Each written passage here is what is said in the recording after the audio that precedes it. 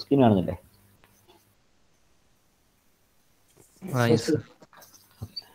അപ്പം നമ്മൾ ഇന്നലെ പറഞ്ഞ കാര്യങ്ങൾ സർഫസ് ട്രീറ്റ്മെൻറ്റ് മെത്തേഡ്സ് ആണ് പറഞ്ഞുകൊണ്ടിരുന്നത്.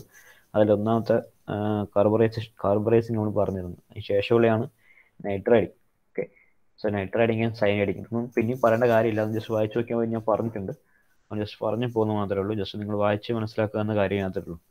So nitriding means inducing the nitrogen from ammonia into the particular surface of material to hard surface treatment എടുത്താൽ കാണിക്കണം. അതിൻ്റെ ഇമ്പ്യൂരിറ്റീസ് ആഡ് ചെയ്ത് കഴിഞ്ഞാൽ ഉണ്ടാകുന്ന ഗുണങ്ങൾ എന്തൊക്കെയാണെന്നുള്ളത് ഇത് പറഞ്ഞിട്ടുണ്ട്. അപ്പോൾ അതിലൂടെ കിട്ടുന്ന ഗുണങ്ങൾ എന്തൊക്കെയാണെന്നുള്ളത്. So ammonia disposed to nitrogen and hydrogen, and that particular nitrogen is impinging to that particular steel and make a layer of coating above it to obtain suitable features like corrosion resistance, high hardness, and cracks distortion to avoid crack addition, etc. etc. Some applications are also shown here: dyes, mandrels, gauges, icing, etc. Cyaniding means cyanide ചെയ്യാന്ന് വെച്ച് കഴിഞ്ഞാൽ cyanide, carbon and nitrogen diffuses into the steel. അതിനാണ് cyanide എന്ന് പറയുക. Carbon nitrogen ഒരുമിച്ച് വീണ്ടും cyanide എന്ന് പറയുന്നത്. സോ അതെങ്ങനെയാണ് ആഡ് ചെയ്യുന്നത് എന്നുള്ളത്. മൈഡിസിൽ absorbs carbon nitrogen to obtain hard surface. To obtain hard surface is absorbing carbon and nitrogen. That particular process known as cyaniding. That is cyanide എന്ന് പറഞ്ഞ ഒരു എലിമെന്റ് ഇതിലേക്ക് മുകളിൽ കോട്ട് ചെയ്യുന്ന സംഭവമാണ്. Liquid bath. It is parts is immersed in liquid bath of NaCN. NaCN liquidity അല്ലെങ്കിൽ NaCN ഉം CN ഉം മാറിയിട്ട് അതിൽ ഓക്സിഡേഷൻ ചെയ്തിട്ട് കാർബൺ നൈട്രജനും ആയിട്ട് മാറിയിട്ട് അത് കാർബൺ നൈട്രജൻ മാത്രം നമുക്കിലേക്ക് വരുന്ന ആ ഒരു പ്രൊസീജിയറിനാണ് സൈനൈഡ് എന്ന് പറയുന്നത്. Okay, this process occurs in 30 to 90 minutes, about 1.5 hours ഇത് എടുക്കുന്നുണ്ട്. Okay, carbon nitride means carbon and nitrogen CnN2 ആണ് ഇവിടെ ചെയ്യുന്നത്. നേരത്തെ ഉള്ള പോലെ തന്നെ സൈനൈഡ് പോലെ തന്നെ കാർബൺ നൈട്രജൻ ആണ് ഇതിലേക്ക് വരുന്നത്. കാർബൺ നൈട്രജൻ എലമെന്റ് ആണ് മോളിക്കൂളായിട്ട് വരുന്നത്. കാർബൺ നൈട്രജൻ ഒരുമിച്ച് കയറി വരുന്ന ആ ഒരു പ്രോസസ്സിനെയാണ് കാർബൺ നൈട്രൈഡ് എന്ന് പറയുന്നത്. സോ ഇത് വായിച്ച് നോക്കുക എന്താണ് വരുന്നത്. സോ നമ്മൾ ഇത്രയും പറഞ്ഞത് എന്തായിരുന്നു? കേസ് ഹാർഡനിങ് ആയിരുന്നു. അതെ, carburising, നൈട്രൈഡിങ്, cyaniding, and carbonating is case hardening. And selective hardening process are also there. Two types of hardening process are there. First one is case hardening. The whole process explained earlier is coming under case hardening. Now selective hardening process is flame hardening. So flame hardening is nothing but the flame ഉപയോഗിച്ച് temperature കൂട്ടി അവിടെ flame ഉപയോഗിച്ചിട്ട് ഒരു മെറ്റീരിയലിന് മേലെ temperature കെട്ടിക്കഴിച്ചിട്ട് മുകളിൽ എക്സൈസിന് flame വെച്ച് heat ചെയ്യുകയാണ്. അതിന് തൊട്ടി പിറകെ തന്നെ ഒരു വാട്ടർ അല്ലെങ്കിൽ സ്പ്രേയിങ് വാട്ടർ വെച്ചിട്ട് അവിടെ കെഞ്ച് ചെയ്തുകൊണ്ടും വരുന്നുണ്ട്. ഒരു ലെയറായിട്ട് ഇങ്ങനെ ഫ്ലെയിം ചെയ്ത് പോകുന്നതിന് പിറകെ തന്നെ വാട്ടർ സ്പ്രെഡായിട്ട് വരുന്ന ആ ഒരു പേഴ്സണെയാണ് എന്ത് പറയുന്നത്? ഫ്ലെയിം ഹാർഡനിങ് എന്ന് പറയുന്നത്. അങ്ങനെ ചെയ്തിട്ട് അതിൻ്റെ ഹാർഡ് ടൈപ്പ് ഇവിടെ ഫ്ലെയിം ആഡ് ചെയ്ത് പോകുന്നതിന് പിറകെ തന്നെ വാട്ടർ സ്പ്രേ ചെയ്ത് പിറകെ തന്നെ വരുന്നുണ്ട്. സോ ഇതിങ്ങനെ പോകുന്ന സമയത്ത് ഇതിൻ്റെ ഹാർഡ്നെസ് ലെവൽ, കാരണം ഇത് ചൂടാക്കി തണുപ്പിച്ച് കൊണ്ടുവന്ന് പഴയ പോലെ തന്നെ, പക്ഷേ ഇതിൻ്റെ ഹാർഡ്നെസ് കൂട്ടാൻ വേണ്ടി ചെയ്യുന്നതാണ് flame hardening. So same process applying here in case of flame hardening process are using an oxyacetylene torch. The part of which harden is heated. ഏത് ഭാഗമാണോ ഹാർഡ് ചെയ്യേണ്ടത് അവിടെ ഹീറ്റ് ചെയ്യുന്നു. ഓക്സിജൻ ടോർച്ച് മീൻസ് ആ welding torch വെച്ചിട്ട്. The torch is adjusted so that temperature of the part does not exceed 850 but above the critical range. The torch is moved so that part is heated uniformly. So quenching is done using a jet of water. അത് കൃത്യമായിട്ട് move ചെയ്ത് uniform ആയിട്ട് move ചെയ്ത് അങ്ങ് പോവാണ്. പിറകെ തന്നെ water is moving again with jet of water. Then the tempering is done to relieve the stresses. Tempering ചെയ്തിട്ട് സ്ട്രെസ് കുറക്കും. ഇതൊക്കെ ചെയ്ത് കഴിഞ്ഞാൽ അവസാനം കിട്ടുന്നത് നമുക്ക് എന്താണ്? ഹാർഡൻ പാർട്ടാണ് കിട്ടുന്നത്. These are the advantages and disadvantages of the flame hardening. Induction type hardening. Second type is induction type hardening. So induction type hardening just uses the process of the same method like flame hardening. ആദ്യം ചൂടാക്കി പിന്നെ തണുപ്പിക്കുന്നതൊക്കെ ശരി തന്നെ. അതേപോലെ തന്നെ ഇവിടെ സംഭവിക്കുന്നത് using A current carrying coil, induction coil. the metal is placed in the center of the particular coil, and current is applied to the coil. It is then heated, then it induces a magnetic field, and that particular magnetic field induces a current to that particular coil. Current ഉപയോഗിച്ചിട്ട് ചൂടാക്കുകയാണ് അല്ലേ. അത് അങ്ങനെ ഉപയോഗിച്ചിട്ട് current ഉണ്ടാക്കുന്നു. ആദ്യം അതിലേക്ക് current കൊടുക്കാതെ magnetic field induce ചെയ്തിട്ട് സെക്കൻഡറി കറണ്ട് ആയിട്ട് രണ്ടാമതൊരു കറണ്ട് കൂടി പ്രൊഡ്യൂസ് ചെയ്തിട്ട് അതിന് മുകളിലേക്ക് ചൂട് കൊടുക്കുകയാണ്. സോ അതിൻ്റെ കൂടെ സ്പ്രേ ഓഫ് വാട്ടർ ഉപയോഗിച്ചിട്ട് ക്വെഞ്ച് ചെയ്യുന്നുണ്ട്. നേരത്തെ ചെയ്യുന്ന സെയിം പ്രോസസ് തന്നെ, ചൂടാക്കുന്ന മെത്തേഡ് മാറുമെന്ന് മാത്രമേ ഉള്ളൂ. ഇൻഡക്ഷൻ ഹാർഡനിങ്ങിൽ ഇൻഡക്ഷൻ കോയിൽ വെച്ച് ഹീറ്റ് ചെയ്യുന്നു. Previous flame hardening it is heated by using oxy acetylene flame. Welding ടോസ്റ്റ് വെച്ചിട്ടാണ്. ഇവിടെ നേരെ മറിച്ചിട്ട് കാർനേറിങ് കോയിൽ വെച്ചിട്ടാണ്. So the advantages and disadvantages are that it will be given. ഇന്നത്തെ സ്ലൈഡിൽ വായിച്ചു നോക്കിയാൽ മനസ്സിലാവുന്നേ ഉള്ളൂ. ലേസർ ഹാർഡനിങ്ങിലാണെങ്കിൽ നേരെ മറിച്ച് ലേസർ ഉപയോഗിച്ചിട്ടുള്ള ഹീറ്റ് ചെയ്യുന്ന മെത്തേഡാണ് ലേസർ ഹാർഡനിങ് എന്ന് പറയുന്നത്. Phosphate coating is applied over the steel component. ഇതിനാണെന്ന് വെച്ചാൽ ലേസർ എനർജി അബ്സോർവ് ചെയ്യാൻ വേണ്ടിയിട്ട് ആ മെറ്റീരിയലിൻ്റെ പുറത്ത് ഫോസ്ഫേറ്റ് കോട്ടിംഗ് കൂടി കൊടുക്കുകയാണ് മെറ്റീരിയലിൻ്റെ പുറത്ത്. അപ്പോൾ കൃത്യക്ക് ആ ലേസർ കൃത്യമായി വലിച്ചെടുക്കാൻ വേണ്ടി, ചൂട് വലിച്ചെടുക്കാൻ വേണ്ടിയിട്ട് ഫോസ്ഫേറ്റ് കോട്ടിങ് കൊടുക്കുകയാണ്. അത്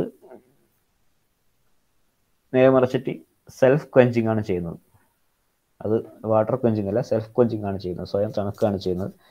സോ അവിടെ ചൂട് കൊടുക്കുന്നത് ലേസർ ഉപയോഗിച്ചിട്ടാണ്, പക്ഷേ ഫോസ്ഫേറ്റ് കോട്ടിങ് കൊടുക്കുന്നത് ലേസർ വലിച്ചെടുക്കാൻ വേണ്ടിയിട്ടാണ്. Okay. Electron beam hardening is same as laser beam hardening. നാലാമത്തെ ഇലക്ട്രോൺ ബീം. അവിടെ നേരെ ലേസർ വെച്ചിട്ടാണ് ചെയ്യുന്നത്. ഇവിടെ ഇലക്ട്രോൺ ബീം ഉപയോഗിച്ചിട്ട് ചൂടാക്കുന്നത് മാത്രമേ ഉള്ളൂ. സെൽഫ് ക്വെഞ്ചിങ് തന്നെയാണ് ചെയ്യുന്നത്. Then the beam of heat source means the heat is applied by using a beam of high energy electrons. High energy electron beam ഉപയോഗിച്ചുകൊണ്ടാണ് ഹീറ്റ് ചെയ്യുന്നത് മാത്രമേ ഉള്ളൂ. ബാക്കി ഒക്കെ സെയിം പ്രോസസ് സെയിം ആണ്. സോ ഇത്രയും പ്രോസസ്സുകളാണ് നമുക്ക് അവസാനമായിട്ട് തേർഡ് മുകളിൽ പറയാനുള്ളത്. Right. Surface heat method divide into case hardening and surface hardening method. Case hardening and selective hardening method. So case hardening include carburizing, nitriding, carbonitriding, cyaniding, etc. So and so.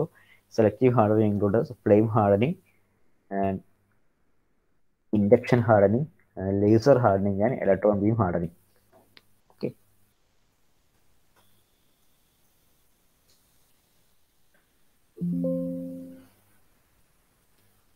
So that is all for our third module, and now we are moving to our fourth module. So fourth module deals with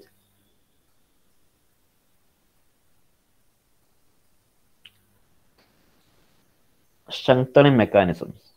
Okay, strengthening mechanisms. So what is referred to strengthening mechanisms? So what is called strength? ഒരു മെറ്റീരിയലിന്റെ strength പറഞ്ഞാൽ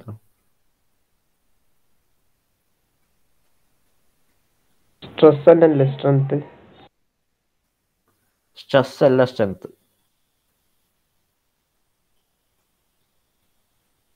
stress പറഞ്ഞാൽ ഒരു force ആണ്. നമ്മൾ apply ചെയ്യുന്ന ഒരു പ്രഷറാണ് stress എന്ന് പറയുന്നത്. അല്ലെങ്കിൽ നമ്മൾ റീബിൽഡ് ചെയ്യുന്ന ഇന്റേണൽ സ്ട്രെസ്സുകളുണ്ട്, അതിനകത്തൊരു എക്സേർട്ട് ചെയ്യുന്ന ഒരു എക്സ്ട്രാ പ്രഷറാണ് സ്ട്രെസ് എന്ന് പറയുന്നത്. Strength is the ability of a material to resist plastic deformation. അല്ലെങ്കിൽ ഹാർഡ്നെസ് അത് തന്നെയാണ് പറയുന്നത് അല്ലേ. ഹാർഡ്നെസ് പറയുന്നത് ഏകദേശം അത് തന്നെ. സ്ട്രെങ്ത് പറഞ്ഞാൽ ഒരു മെറ്റീരിയലിൻ്റെ ഹാർഡ്നെസ് റെഫർ ചെയ്യാനുള്ള ഒരു ഇതാണ് സ്ട്രെങ്ത് പറയുന്നത്. അതിൻ്റെ ടഫ്നെസ് കാണിക്കാൻ വേണ്ടിയിട്ടുള്ളതോ അല്ലെങ്കിൽ അതിൻ്റെ ശക്തി, എനർജിൻ്റെ മുകളിലുള്ള ഒരു മീൻസ് ഞാൻ പറഞ്ഞിട്ടുണ്ട് നമ്മൾ പഠിച്ചത് hardness is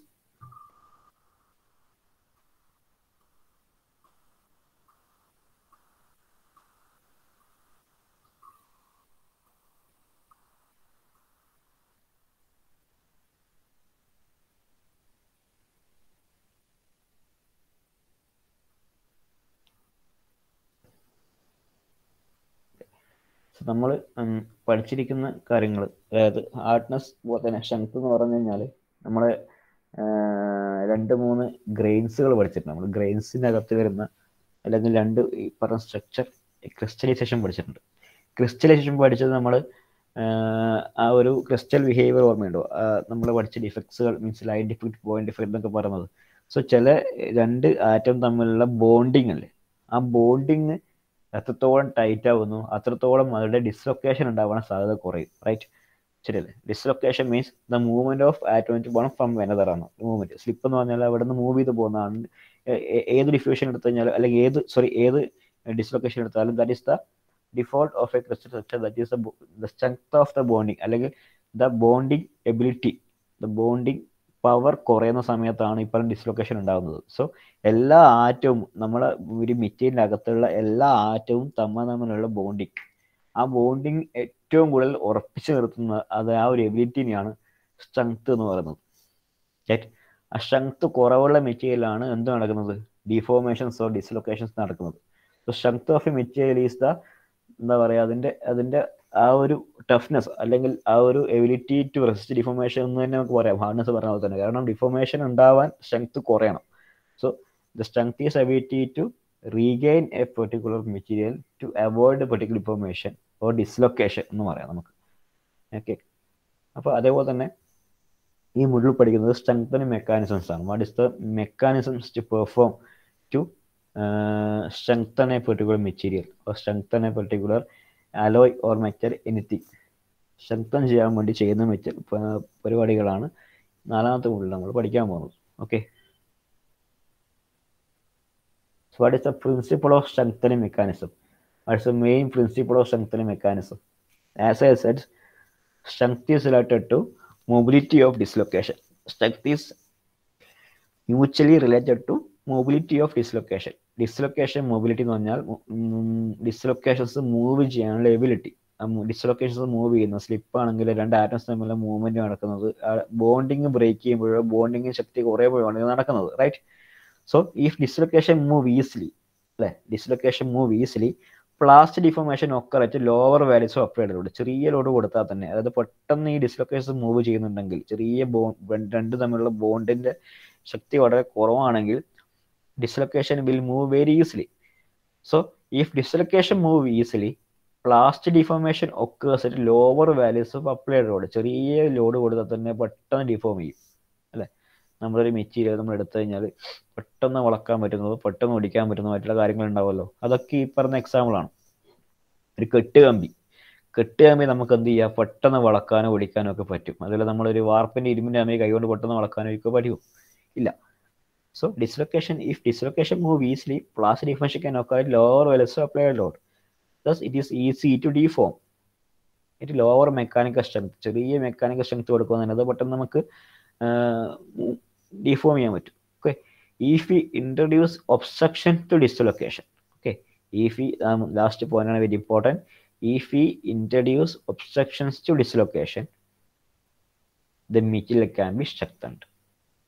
If we introduce obstruction to dislocation, that is the main principle of strengthening mechanism, that is strength is very much related to plastic deformation or movement of dislocation. So movement of dislocation related to plastic deformation, അതൊന്നും depend ചെയ്യുന്നു, മറ്റേ depend ചെയ്യുന്നു എന്നാണ് അർത്ഥം. So strength is related to mobility of dislocation. Strength പറഞ്ഞാൽ dislocations കൂടും, dislocations കൂടിക്കഴിഞ്ഞാൽ അതിന്റെ മൊബിലിറ്റി കൂടിക്കഴിഞ്ഞാൽ പ്ലാസ്റ്റിക് ഡിഫോർമേഷനും കൂടും. Right, so strength is very much related to mobility of dislocation. So if dislocation move easily, plastic deformation occurs at lower temperature, so lower applied load. That is when we introduce obstructions to dislocation move ചെയ്യുന്നത് തടയാൻ നമുക്ക് പറ്റുമെങ്കിൽ എന്ത് ചെയ്യാൻ പറ്റും, അതിന്റെ strength കൂട്ടാൻ പറ്റും. അതായത് നമ്മളെ ബോണ്ടിങ്ങിന് ശക്തി കൂട്ടുക എന്നതിന് അർത്ഥം, അല്ലെ? If you introduce obstruction to dislocation motion, the material can be strengthened. That is the main principle behind strengthening mechanism. So strengthening mechanism can be classified in a very two: single phase materials and multi phase materials. Single phase ഒറ്റ face exist ചെയ്യുന്നത് നമ്മളിപ്പോൾ alpha, gamma, delta എന്നുള്ള പറഞ്ഞ ഒരുപാട് ഫേസുകൾ നമ്മൾ iron കാർബണിക് പഠിച്ചിട്ടുണ്ട്. Alpha, delta, gamma, alpha plus delta, that austenite range, ferrite, അങ്ങനെ പല പല ഫേസുകൾ നമ്മൾ പഠിച്ചിട്ടുണ്ട്. So if there is a single phase material and multi phase material as the So there are several mechanisms provided for single phase material and multi phase material. So single phase material the main mechanisms including in single materials are grain size reduction, solid solution strengthening, work hardening. Okay. Then in multi-phase materials there are two: precipitation hardening and dispersion hardening. Okay.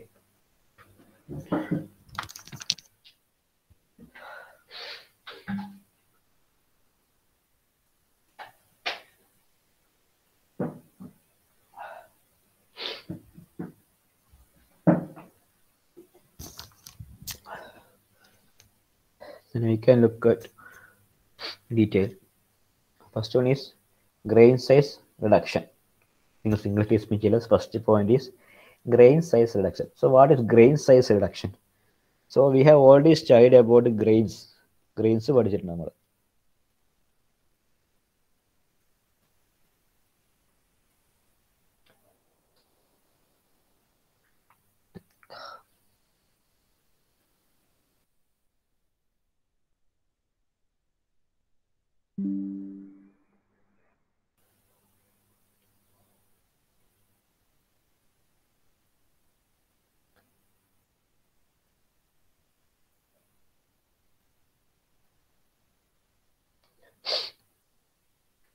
studied grain size പഠിച്ചിട്ടുണ്ട്. അപ്പോൾ grain size പഠിച്ചപ്പോൾ നമ്മൾ പഠിച്ചത് when a grain size is very much low, grain size കൂടുതലാണെങ്കിൽ, grain size കൂടുതൽ വെച്ചാൽ അതിനകത്തുള്ള വലിയ വലിയ ഗ്രെയിൻസുകളാണ് ഉള്ളതെങ്കിൽ അവിടെ പെട്ടെന്ന് മൂവ്മെൻറ്റ് നടക്കാൻ സാധ്യതയുണ്ട്. ഇപ്പോൾ ഗ്രെയിൻ സൈസ് കുറക്കുക, അല്ലെങ്കിൽ ഗ്രെയിൻ നമ്പർ ഓഫ് ഗ്രെയിൻസ് കൂട്ടുക, ഗ്രെയിൻ സൈസ് കുറക്കുക എന്നുള്ള ഒരു കൺസെപ്റ്റ് ആലോചിച്ച് നോക്കി. ഗ്രെയിൻ സൈസ് കൂടുതലാണ്, ഓരോന്നിൻ്റെയും സൈസ് കൂടുതലാണെങ്കിൽ വലിയ വലിയ കള്ളികളാണ് ഉണ്ടാവുന്നത്, വലിയ വലിയ ബോക്സ് ടൈപ്പ് കള്ളികളാണ്, ഇതുപോലെ വലിയ വലിയ വലിയ കള്ളികളാണ് ഉണ്ടാവുക. So grain size very much lower means number of grains കൂടുതലാണെങ്കിൽ ചെറിയ ചെറിയ ചെറിയ ചെറിയ ചെറിയ കള്ളികൾ ഉണ്ടാവും, ചെറിയ കള്ളികൾ ഉണ്ടെങ്കിൽ തന്നെ we can resist the movement or dislocation movement. We can resist, or we can make an obstacle between the movement of the atom from one point to another, or from between the grain boundary തടയാൻ പറ്റും അല്ലേ. As moving dislocation reaches near grain boundary, it will experience difficulty in moving forward to next grain size കുറച്ച് കഴിഞ്ഞാൽ. This is different atomic arrangements in the neighboring grains. To overcome this, high upward load may be necessary. ചെറിയ load കൊടുത്താലൊന്നും ആ atom ആണ് അങ്ങോട്ടേക്ക് move ചെയ്യപ്പെടില്ല അല്ലേ. ചെറിയ ഇപ്പം grain size very higher, grain size കൂടുതലാണെങ്കിൽ ചിലപ്പോൾ ചെറിയ ലോഡ് കൊടുത്ത് തന്നെ അത് മൂവ് ചെയ്ത് പോകും. If grain size is very much lower and the number of grains are increasing, there is an obstacle between the movement of the atom from one point to another, and there occur an obstacle to dislocation movement, and this is due to different atomic arrangements in the neighboring grains. To overcome this, high upward load may be necessary. അധികം load apply ചെയ്യേണ്ടി വരും, അതായത് strength കൂടുന്ന അർത്ഥം. Okay, grain size reduction fine grain സ്ട്രക്ചറും coarse grain സ്ട്രക്ചറും ഉണ്ടാകുന്ന ഗുണങ്ങളാണ്. ഫൈൻ ഗ്രെയിൻ സ്ട്രക്ചറാണ് നമ്മൾ ഉപയോഗിക്കുന്നതെങ്കിൽ total grain boundary area will be larger. Therefore high strength and hardness can be obtained if you are using fine grain structure. Fine grain ആണ് ഏറ്റവും നല്ലത്, കൊയേഴ്സ് ഗ്രെയിൻ അല്ല, അതിൽ സ്ട്രെങ്ത് കൂട്ടാൻ പറ്റില്ല. When we are using fine grain structure, the total grain boundary area will be larger and high strength and hardness will be obtained. And if you are using coarse grain structure, the total grain boundary area will be smaller and lower strength and hardness can be obtained. coarse grain structure ആണ് അവിടെ ഉള്ളതെങ്കിൽ total grain boundary area കുറവായിരിക്കും, lower strength ആണ് ഉണ്ടാകുന്നത്. Fine grain structure ആണെങ്കിലാണ് grain boundary area കൂടുന്നത്. ഇത്രയും ദൂരത്തിൽ ഇതിന് ബൗണ്ടറി ഉണ്ടാകുന്നതുകൊണ്ട് തന്നെ പുറത്തേക്ക് പോകാനുള്ള, ആറ്റത്തിന് മൂവ്മെന്റ് ചെയ്യാനുള്ള ഇത് കുറയും. അപ്പോൾ കൂടുതൽ ലോഡ് കൊടുക്കേണ്ടി വരും, അതായത് കൂടുതൽ സ്ട്രെങ്ത് അതിൻ്റെ അർത്ഥം.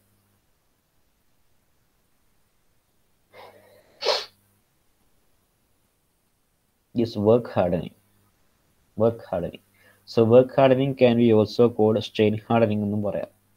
Okay.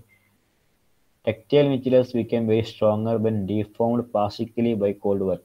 ഈ വർക്ക് ഹാർഡനിങ് എന്നുള്ള പ്രോസസ്സിലൂടെ നടക്കുന്നത് ഡക്റ്റൈൽ മെറ്റീരിയലിനെ സ്ട്രെങ്ത് കൂട്ടുക എന്നുള്ളതാണ്. ഡക്റ്റൈൽ മെറ്റീരിയൽ പെട്ടെന്ന് പൊട്ടിപ്പോകാനോ അല്ലെങ്കിൽ ഈ പറഞ്ഞ ടെൻഷൻ കൊണ്ട് പൊട്ടിപ്പോകാനുള്ള സാധ്യതയുണ്ട്. Tactile material became stronger when deformed plastically by cold work. Work hardening അല്ലെങ്കിൽ സ്ട്രെയിൻ ഹാർഡനിങ് എന്ന് പറഞ്ഞ പ്രോസസ്സ് വരുന്നത്. So the advantage of the process materials did not respond to heat treatment can be strengthened. The material, the heat treatment നമ്മൾ പഠിച്ചിട്ടുണ്ട്, heat ട്രീറ്റ്മെൻറ്റിനെ കുറിച്ച് കഴിഞ്ഞ മോഡ്യൂളിൽ പഠിച്ചിട്ടുണ്ട്. So material which do not respond to heat treatment, heat ട്രീറ്റ്മെൻറ്റിലൂടെ നമുക്കൊന്നും ചെയ്യാൻ പറ്റാത്തതിനെ നമുക്കിവിടെ വർക്ക് ഹാർഡനിങ് കൊണ്ട് നമുക്ക് ഹാർഡ്നെസ് കൂട്ടാൻ പറ്റും അല്ലെങ്കിൽ സ്ട്രെങ്ത് കൂട്ടാൻ പറ്റും. Lower temperature also provides work hardening, ചെറിയ ടെമ്പറേച്ചറും ഇത് ചെയ്യാൻ പറ്റും, അഡ്വാൻറ്റേജ് ആണ്. So annealing is done to relieve the effects of work hardening. So annealing ചെയ്ത് ഈ വർക്ക് ഹാർഡനിങ് കൊണ്ട് ഉണ്ടാകുന്ന effects relief means there will be some internal stresses produced after work hardening. There will be some internal stresses produced during work hardening. So annealing can be done to reduce the particular effects. So the main principle behind work hardening is when material principle when material is deformed, there will be an increase in dislocation density. When material is deformed, material deformed ചെയ്താൽ movement ആണ് പോലും, അതിനകത്ത് atoms move ചെയ്യും. there will be an increase in dislocation density. More interactions between moving dislocations are with the work ചെയ്താൽ എങ്ങനെയാണ് ശക്തി കൂടുന്നത്. Work നമ്മൾ പാസ് ഡിഫോർമേഷൻ, കോൾഡ് വർക്കിനുള്ള പാസ് ഡിഫോർമേഷൻ ആണ് ചെയ്യുന്നത്. അത് ചെയ്താൽ എങ്ങനെയാണ് ശക്തി കൂടുന്നതെന്നാണ് ഈ പറയുന്നത്. when material is deformed, there will be an increase in dislocation density. More interaction between moving dislocations will be the lead to decrease in their mobility. എല്ലാ ഡിസ്ലൊക്കേഷൻസും അങ്ങോട്ടും ഇങ്ങോട്ടും തട്ടി തടഞ്ഞിട്ട് മൂവ്മെന്റ് പോസിബിൾ ആയിരിക്കില്ല, മൂവ് ചെയ്യാൻ വേണ്ടി ഭയങ്കര ബുദ്ധിമുട്ടുണ്ടാവും അല്ലേ. സോ അങ്ങനെ മൂവ് ചെയ്യാൻ ബുദ്ധിമുട്ട് കിടക്കുമ്പോൾ അതിന് മൊബിലിറ്റിയിൽ തടസ്സം വരും, ഡിസ്ലൊക്കേഷൻ മൊബിലിറ്റി തടസ്സം വരും. So hence strengthen happen. Okay, so ഇതാണ് ഇതിൻ്റെ മെയിൻ പ്രിൻസിപ്പിൾ. കോൾഡ് വർക്കിങ്ങിലൂടെ പ്ലാസ്റ്റിക് ഡിഫ്യൂഷൻ നടത്തി കഴിഞ്ഞാൽ ഇതിൻ്റെ വർക്ക് ഹാർഡനിങ് എന്നുള്ള പ്രോസസ്സ് നടന്നിട്ട് എങ്ങനെയാണ് ഇതിൻ്റെ സ്ട്രെങ്ത് കൂടുന്നതെന്നാണ്. അങ്ങനെ ചെയ്തു കഴിഞ്ഞാൽ ഡിസ്ലൊക്കേഷൻസ് അങ്ങോട്ടും ഇങ്ങോട്ടും ഒബ്സ്റ്റക്കിൾ തട്ടി തടഞ്ഞിട്ട് ഇൻട്രാക്ട് ചെയ്തിട്ട് മൂവ് ചെയ്യാനുള്ള സ്പേസ് അവിടെ ഉണ്ടാവില്ല. There will be A decrease in the mobility of dislocations, decrease in mobility of dislocations, hence the bond is strengthened or the material is strengthened by using work hardening. Next one is solid solution hardening. Solid solution hardening. So used for strengthening single phase material. This solid solution hardening is used for single phase material. As you studied, single phase വരുന്നതാണ് ഈ കാര്യങ്ങളൊക്കെ. Dispersion ഹാർഡനിങ്ങും work ഹാർഡനിങ്ങും ആണ് ഇതിൽ വരുന്നത്. Multi face വരുന്നത്, single phase വരുന്നതാണ് ഈ പറഞ്ഞ കാര്യങ്ങളൊക്കെ. Use in strengthening single phase material. This solid solution എന്ന് പറഞ്ഞാൽ നമ്മൾ അതിൽ മിക്സ് ചെയ്യുകയാണ് ചെയ്യുന്നത് അല്ലേ. രണ്ട് സോളിഡ് സൊല്യൂഷൻ ആക്കി മാറ്റിയിട്ട് അതിന് സ്ട്രെങ്ത് കട്ടി കൂടുന്ന പരിപാടിയാണ് solid solution hardening. So the main principle behind solid solution hardening is metals hardened by alloying with impurity atoms to form substitutional or interstitial solid solutions. So substitutional or interstitial solid solutions can be created by alloying or mixing with the impurity atoms. ഏതെങ്കിലും ഒരു impurity atom വെച്ചിട്ട് നമ്മുടെ മെറ്റീരിയലിനെ mix ചെയ്ത് solid സൊല്യൂഷനിലാക്കി mix ചെയ്ത് ഉണ്ടാക്കുന്ന ഒരു സംഭവം ഉണ്ടാക്കിയെടുക്കണം. അതിനെയാണ് സോളിഡ് സൊല്യൂഷൻ ഹാർഡനിങ് എന്ന് പറയാം. So presence of that particular impurity atoms induces lattice strain. These lattice strain interact with dislocations. അപ്പോൾ ഇങ്ങനെ ഏതെങ്കിലും ഒരു അഡീഷണൽ ഇമ്പ്യൂരിറ്റി ആറ്റംസ് നമ്മുടെ മെറ്റലോടെ മിക്സ് ചെയ്യുക. ഇമ്പ്യൂരിറ്റി ആറ്റംസ് മിക്സ് ചെയ്തിട്ട് അതിനെ സ്ട്രെങ്ത് കൂട്ടുക. അങ്ങനെ മിക്സ് ചെയ്യുമ്പോൾ അതിൽ ലാറ്റിസ് സ്ട്രെയിൻസ് ഇൻട്രൊഡ്യൂസ് ചെയ്യും. ആ ലാറ്റിസ് സ്ട്രെയിൻസ് അവിടെ ഉണ്ടാകുന്ന ഡിസ്ലൊക്കേഷൻ മൊബിലിറ്റിയെ തടസ്സപ്പെടുത്തും. ഡിസ്ലൊക്കേഷൻസ് മൂവ് ചെയ്യാനുള്ള എബിലിറ്റിയെ തടസ്സപ്പെടുത്തും. അങ്ങനെ തടസ്സപ്പെടുത്തി കഴിഞ്ഞാൽ അതിന് ഡിസ്ലൊക്കേഷൻ മൂവ് ചെയ്യാനുള്ള എബിലിറ്റി ട്യൂലി റെഡ്യൂസസ് ആൻഡ് സ്ട്രെങ്തൻഡ്. അങ്ങനെ ചെയ്തു കഴിഞ്ഞാൽ പിന്നെ ഈ മൂവ്മെന്റ് ഒക്കെ നടക്കും കേട്ടോ, ഡിസ്ലൊക്കേഷൻ നടക്കാം. ഇത് ഈ പറഞ്ഞ കാര്യങ്ങളിലൊക്കെ ഡിസ്ലൊക്കേഷൻ ഒക്കെ നടക്കും. ഡിസ്ലൊക്കേഷൻ പരിപൂർണമായി നിർത്താൻ പറ്റില്ല. നമ്മൾ ചെയ്യുന്നത് എന്താണ്, സ്ട്രെങ്ത് കൂട്ടുകയാണ് ചെയ്യുന്നത്. ഏത് മെറ്റീരിയലും ഒരു പരിധി വിട്ട് കഴിഞ്ഞാൽ എങ്ങനെയും പൊട്ടിപ്പോകാനോ വലിച്ചു കിട്ടാനോ പറ്റും. നമ്മൾ ചെയ്യുന്നത് എളുപ്പത്തിൽ പൊട്ടാൻ പറ്റുന്നു, എളുപ്പത്തിൽ മൂവ് ഈ ഡിസ്ലൊക്കേഷൻസ് നടക്കാത്ത രീതിയിൽ ആക്കി വെക്കുക എന്നുള്ളതാണ്. അപ്പൊ ഞാൻ ആദ്യം പറഞ്ഞ എന്താണ്, ഈ പറഞ്ഞ സ്ട്രെങ്ത് പറയുന്നത് ഏതുമായിട്ട് ഡിപ്പെൻഡ് ചെയ്തിരിക്കുന്നു, ഡിസ്ലൊക്കേഷൻ മൊബിലിറ്റിയുമായി ഡിപ്പെൻഡ് ചെയ്തിരിക്കുന്നു. പെട്ടെന്ന് ഡീഫോർമേഷൻ നടക്കാനോ ഡിസ്ലൊക്കേഷൻ നടക്കാനോ സാധ്യതയുണ്ടെങ്കിൽ അവിടെ എന്ത് സ്ട്രെങ്ത് കുറയാനോ സാധ്യതയുള്ളത്. അപ്പോൾ എന്ത് ചെയ്യണം, ചെറിയ ലോഡ് അപ്ലോഡ് തന്നെ മൂവ്മെന്റ് ഉണ്ടാവും, പൊട്ടിപ്പോകാൻ അവസ്ഥയിൽ നല്ല പ്രഷർ കൊടുക്കേണ്ട അവസ്ഥയിൽ എത്തിക്കുക ചെയ്യുന്നത്. സോ ഇതൊക്കെ പൊട്ടോ മൂവ്മെന്റ് ഒക്കെ ചെയ്യും, പക്ഷെ ഹയർ ലോഡ് അപ്ലൈ ചെയ്യേണ്ടി വരും എന്നർത്ഥം. ഏറ്റവും നേരത്തെ പോയിന്റ് നോക്കിയേ, thus higher load apply load necessary for plastic deformation. So ഇത് plastic deform ചെയ്യണമെങ്കിൽ we want to apply higher load. Higher applicable load is necessary for plastic deformation. Hence the strength of the material is increased. ആദ്യം ചെറിയ force മതിയായിരുന്നു. ഇതിൽ impurity atoms mix ചെയ്തപ്പോൾ ആ impurity ആറ്റംസും lattice strain ഉണ്ടാവുന്നു. Lattice strain induces the obstacles for the mobility of dislocation, and hence material is strengthened. And last one is precipitation hardening. Precipitation hardening. Single phase layer precipitation hardening. The precipitation hardening is multi-phase layer.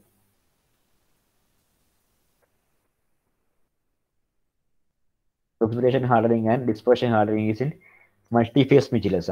Precipitation hardening. The precipitation hardening include is also called edge hardening. Precipitation and a precipitate is formed. A precipitate, extra precipitate is formed by, and the particular precipitation form either hardness of precipitation hardening.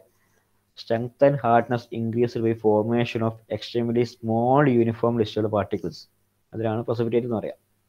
Strength and hardness is increased by formation of extremely small uniformly disturbed particles of a second phase within the original metric space. Original metric space is or extra precipitate would form either other strength and hardness and procedure precipitation hardening on the varamo. This is done by appropriate heat treatment. This is done by appropriate heat treatment. Heat treatment what was our heat treatment? Initially, temperature is increasing to up to a point and holding the material to a temperature to a period of time and then quenching or cooling. That is our heat treatment process. So this precipitation hardening is also done by using that heat treatment process. Okay. So alloy system which can be subjected to precipitation hardening should display two essential characteristics. So നമ്മുടെ കയ്യിലുള്ള alloy precipitation hardening നടത്തണമെങ്കിൽ അതിന് രണ്ട് characteristics satisfy ചെയ്യണം. First one is maximum solid solubility ഉണ്ടാവണം. Maximum solid solubility ആ material ഉണ്ടാവണം. Then solid solubility limit decrease with the falling temperature. Temperature കുറയുമ്പോൾ solubility value കുറയണം. Maximum solid solubility of one component in the other. Okay. Then solid solubility limit that decreases with the fall in temperature. Temperature കുറയുമ്പോൾ നേരത്തെ temperature വരച്ച figure പോലെ തന്നെയാണ്. Example ആണ് ഇത് പറഞ്ഞുതരാം. അതിന്റെ precipitation hardening എന്ന് പറഞ്ഞു കഴിഞ്ഞാൽ initially there are two precipitation hardening രണ്ട് പ്രോസസ്സുകളാണുള്ളത്. Two different heat treatment. രണ്ട് പ്രോസസ്സിലൂടെയാണ് precipitation hardening നടത്തുന്നത്. First process is solution treatment. Second is precipitation treatment. ആദ്യം സൊല്യൂഷൻ ട്രീറ്റ്മെന്റ് നടത്തും, എന്നിട്ടാണ് precipitation treatment നടത്തുന്നത്. ഇങ്ങനെ രണ്ട് പ്രോസസ്സ് കഴിയുമ്പോഴാണ് precipitation hardening എന്ന പ്രോസസ്സ് കംപ്ലീറ്റ് ആവുന്നത്. So first one is solution treatment. Solution treatment is done by using our normal നമ്മൾ അന്ന് ടെമ്പറിംഗ് ഒക്കെ പഠിച്ച പോലെ തന്നെയുള്ള സെയിം പ്രോസസ്സാണ്. Initially temperature is increased up to a range. Consider alloy of composition CO, heating the alloy to a alpha phase field. Alpha ഫേസിലേക്ക് നമ്മൾ increase temperature കൂട്ടി കൊണ്ടുപോകുന്നു. ആൽഫ ഫേസിലേക്ക് കൊണ്ടുവരുന്നു. Initially temperature increasing to alpha range and then holding that particular to a particular time and then quench room ടെമ്പറേച്ചറിലേക്ക് കൊണ്ടുവരുന്നു. അതാണ് first process cold solution treatment. അത് കഴിഞ്ഞു കഴിഞ്ഞാൽ ആദ്യം റീഹീറ്റ് ചെയ്തിട്ട് then superheated alpha solution is reheated to a temperature alpha plus theta എന്ന റീജിയനിലേക്ക്, അതായത് നമുക്ക് തീറ്റ എന്ന റീജിയൻ അവിടെ കിട്ടുന്നത്. ക്വെഞ്ച് കഴിഞ്ഞാൽ തീറ്റ എന്ന റീജിയനാണ് കിട്ടുന്നത്. അവിടെ പറഞ്ഞിരിക്കുന്നത് consider an alloy of composition CO, heating the alloy to a temperature TO within the alpha phase field, holding at the temperature for enough time and then entire phase becomes alpha. ആൽഫയിൽ convert ചെയ്യും. Alpha റീജിയനിലേക്ക് കൊണ്ടുപോകുന്നു. അവിടെ full time അവിടെ വെച്ച് heat maintain ചെയ്തിട്ട് full ആൽഫയാക്കി മാറ്റുന്നു. പിന്നെ റൂം ടെമ്പറേച്ചറിലേക്ക് കൊണ്ടുവന്നിട്ട് ഫോർമേഷൻ ഓഫ് തീറ്റ ഫേസ് എന്നൊരു ഫേസിലേക്ക് കൊണ്ടുവരാം. വേറൊരു ഫേസാണ് എക്സ്ട്രാ നമ്മൾ പഠിക്കേണ്ട വേറെ ഫേസ് ആയിരിക്കും, തീറ്റ ഫേസിലേക്ക് കൊണ്ടുവരാം. എന്നിട്ട് അവിടെ നിന്ന് എന്ത് ചെയ്യുന്നു, റീഹീറ്റ് ചെയ്തിട്ട് ഒരു ആൽഫ പ്ലസ് തീറ്റ എന്നുള്ള റീജിയനിലേക്ക് കൊണ്ടുപോകാം. Super heat is reheated to a temperature T1 in the alpha plus region. എന്നിട്ട് അവിടെ വെച്ചിട്ട് കുറച്ച് കൂടിയാൻ വിടുന്നു, കുറച്ച് ടെമ്പറേച്ചർ മെയിൻറ്റെയിൻ ചെയ്യുന്നു, then it is cooling. That is the process of precipitation treatment. So ഈ ഫിഗർ ഒന്ന് ഓർത്ത് വെക്കുക. precipitation hardening, initially solid treatment, solid solution treatment and precipitation treatment. Solid solution treatment include increasing temperature up to a range of alpha region, holding it as particular period of time, and then whole completely transforms to alpha region, and then quenching to a region of theta region like quench ചെയ്യുന്നു. അവിടുന്ന് പിന്നെയും reheat ചെയ്തിട്ട് ഒരു alpha plus theta റീജിയനിലേക്ക് കൊണ്ടുപോകുന്നു. അവിടുന്ന് കുറച്ചും hold ചെയ്യുന്നു, slow cool ചെയ്ത് തന്നെ നമുക്ക് കിട്ടുന്നു. ആദ്യം ക്വെഞ്ചിങ് നടക്കുന്നു കേട്ടോ. സൊല്യൂഷൻ ട്രീറ്റ്മെന്റ് നടത്തുന്നത് ക്വെഞ്ചിങ് ആണ്. It is cooling at higher rate, പെട്ടെന്ന് കൂൾ ചെയ്തുകൊണ്ട് തന്നെയാണ് ക്വെഞ്ചിങ്. ദെൻ രണ്ടാമത്തെ precipitation ട്രീറ്റ്മെന്റ് നടത്തുന്നത് സ്ലോ കൂളിംഗ് ആണ്.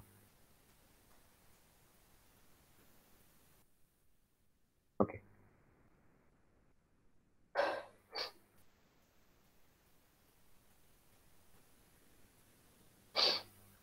ഹോൾഡിങ് ടൈം അധികം ആക്കാൻ പാടില്ല, കുറയാനും പാടില്ല. ഹോൾഡിങ് ടൈമിലൊക്കെ വ്യത്യസ്ത കാര്യങ്ങളുണ്ട്. ഹോൾഡിങ് ടൈം കുറഞ്ഞു കഴിഞ്ഞാൽ, കൂടിക്കഴിഞ്ഞാൽ loss of hardness of strength, over ageing എന്നാണ് പറയുന്നത്. ഏജിങ് പ്രോസസ് ആണിത്. സോ ഓവർ ഏജിങ് എന്നാണ് പറയുന്നത്. സോ ഹോൾഡിങ് ടൈമിൽ ഒരു വ്യത്യസ്ത കാരണങ്ങളുണ്ട്. Strength and hardness of the alloy depend on both the precipitation temperature and the holding type at this temperature. നമ്മളെ കൊണ്ടുവന്ന ആദ്യം കൊണ്ടുവന്ന സോളിഡ് സൊല്യൂഷനിൽ കൊണ്ടുവന്ന TO എന്നുള്ള സ്റ്റേറ്റിലേക്കാണ്. രണ്ടാമത് T1 എന്നുള്ള ടെമ്പറേച്ചറിലേക്കാണ്. ആ ടെമ്പറേച്ചർ ഡിപ്പെൻഡ് ചെയ്യും, പിന്നെ ഹോൾഡ് ചെയ്യുന്ന ടൈമിനെയും ഇത് ഡിപ്പെൻഡ് ചെയ്യും, എത്രത്തോളം ഹാർഡ്നെസ് ആവേണ്ടത് എന്നുള്ളത്. ഹോൾഡ് ടൈം കൂടിക്കഴിഞ്ഞാൽ സ്ട്രെങ്ത് ഒക്കെ കുറയാൻ സാധ്യതയുണ്ട്. ഓവർ ഏജിങ് എന്നാണ് പറഞ്ഞത്, റൈറ്റ്?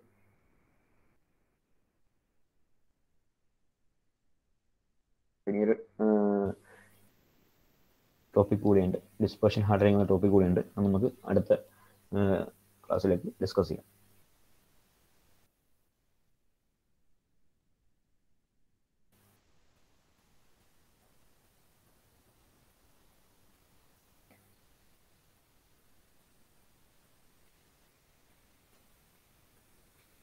ഇതിൻ്റെ സ്ലൈഡ് ഞാൻ ഷെയർ ചെയ്ത് തരാം കേട്ടോ. ഇന്ന് തന്നെ ഷെയർ ചെയ്ത് തരാം.